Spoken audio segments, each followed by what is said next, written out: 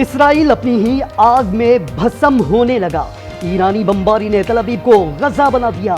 ईरानी ballistic मिसाइलों की Haifa में तबाही, पावर प्लांट उड़ा दिया, ऑयल रिफाइनरी और बंदरगाह तबाह, शहर की बिजली मुअत्तल। तल अवीव और मकबूजा बैतुल मक़दिस में धमाके, अमरीकी सिफारत खाने की इमारत को भी नुकसान पहुंचा। हमले में 8 इसराइली मारे गए, 300 से ज़ायद जख्मी हुए। मजमूई तौर पर 24 इसराइली हलाक। फतह टेको में इसराइली फौज की इमारत में मुतअद्दिद फौजियों की हलाकत की इत्तला।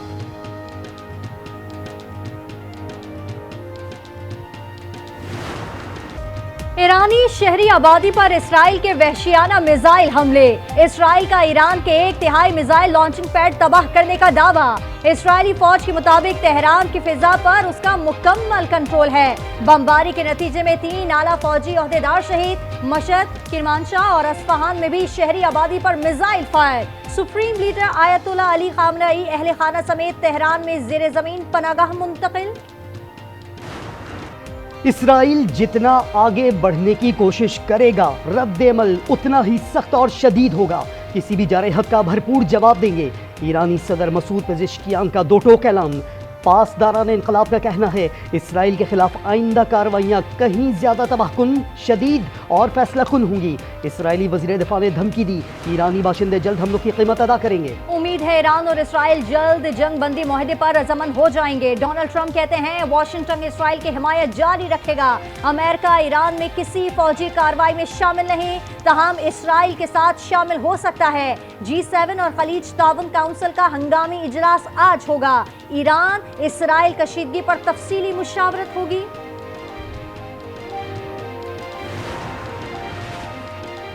इसराइल ने पाकिस्तान की जानिब मैली आंख से देखा तो ईंट का जवाब पत्थर से देंगे। पाक अफवाज पूरी तरह अलर्ट हैं। इसहाक डार की सेनेट से वार्निंग, कहा जंग कोई मजाक नहीं। पाकिस्तान का जौहरी और मिसाइल प्रोग्राम हमारी अपनी हिफाजत के लिए है। पाकिस्तान की इसराइल पर न्यूक्लियर हमले की धमकी की खबर बेबुनियाद है। मजीद बोले, तेहरान ने अपने हाजियों से मुतालिक दरखास्त की, पाकिस्तान ने मस्बत जवाब दिया। ईरानी हाजियों को ऑन अराइवल वीजा देंगे।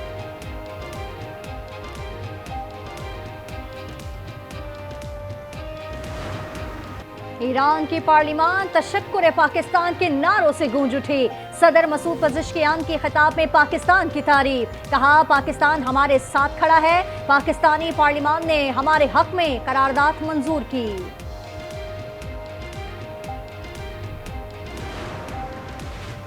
ईरान में फंसे पाकिस्तानियों की वापसी जारी। 160 अफराद कफ्तान पहुंच गए। ईरान में ज़ेरे तालीम 152 तलबा की भी वापसी। इराक से 268 पाकिस्तानी ज़ायरीन 2 परवाज़ों से कराची और इस्लामाबाद उतरे।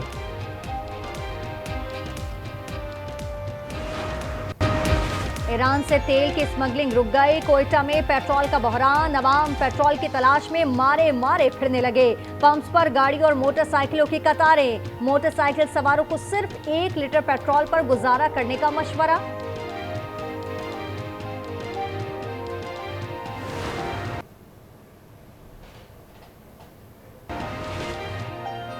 एयर इंडिया के तैयारे उड़ते ताबूत। बोइंग 787 बड़े हादसे से बाल बाल बच गया। पायलट ने तैयारा हांगकांग एयरपोर्ट पर उतार दिया। तैयारे में टेक ऑफ के 30 मिनट बाद तकनीकी खराबी पैदा हो गई थी। अहमदाबाद सानहे के तैयारे का दूसरा ब्लैक बॉक्स मिल गया। हादसे में 300 से ज्यादा अफराद हलाक हुए थे। स्टेट बैंक ने मॉनेटरी पॉलिसी का ऐलान कर दिया। शरह सूद 11% बरकरार रखने का फैसला। Governor state bank Jamil Ahmad कहते हैं शरह सूद महंगाई को मुस्तहकम रखने के लिए माकूल है। आइंदा माली साल महंगाई 5 से 7% रहेगी।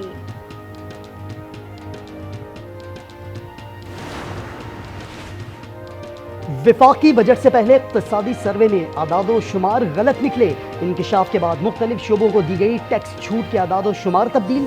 टैक्स छूट के दुरुस्त आदादो शुमार 2434 अरब रुपए हैं। वजारत खजाना ने गलती ठीक करके नई रिपोर्ट जारी कर दी।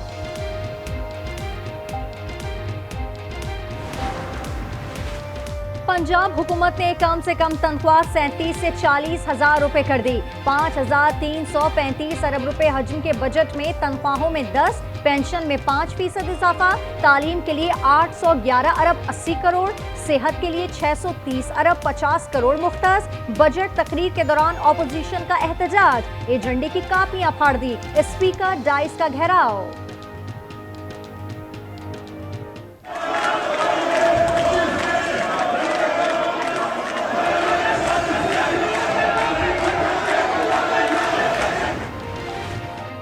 बजट की मंजूरी के हक में वोट न दे, असद कैसर की राजा परवेज अशरफ से दरखास्त। राजा परवेज अशरफ बोले, पीपल्स पार्टी को बजट पर तहफ्फुज़ात हैं, इत्तेहादी हुकूमत से बात करेंगे।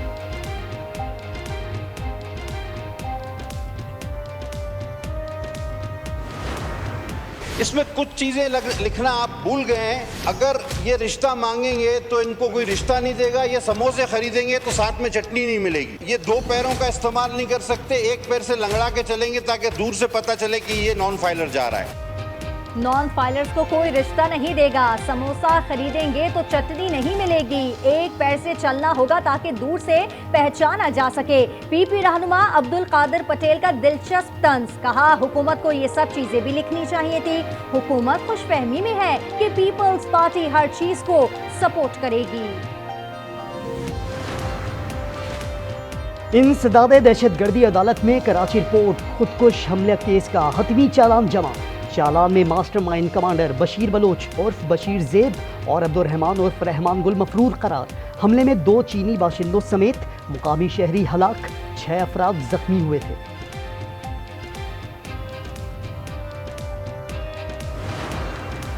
लाड़काना में मुल्जिमान की दीदा दिलेरी, एसएसपी चौक पर एसएचओ नजीर चांडियों को गाड़ी में फायरिंग करके शहीद कर दिया। वारदात के बाद मुल्जिमान फरार। पुलिस के मुताबिक नजीर चांडियों फॉरेंसिक लेबोरेटरी में केस प्रॉपर्टी जमा करवाने आए थे।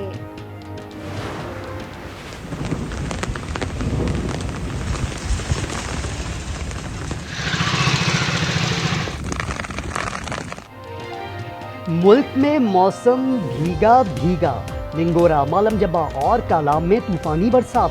पंजाब, खैबर पख्तूनख्वा और बलूचिस्तान में भी बादल बरस पड़े। कराची में शदीद गर्मी और हब्स के बाद बारिश। गडाफ, काठोर, नॉर्दर्न बाईपास, मलीर में मनगोट, मलीर कैंट में बादल बरस गए।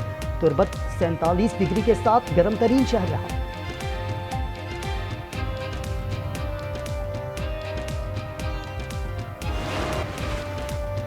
नेशंस हॉकी कप में पाकिस्तान ने फतह का खाता खोल दिया। कुआलालंपुर में सख्त मुकाबले के बाद जापान को 3-2 से शिकस्त। फतह के बाद ग्रीन शर्ट्स अपने ग्रुप में सर-ए-फहरिस्त। अगला मैच 18 जून को न्यूजीलैंड के खिलाफ खेलेगा।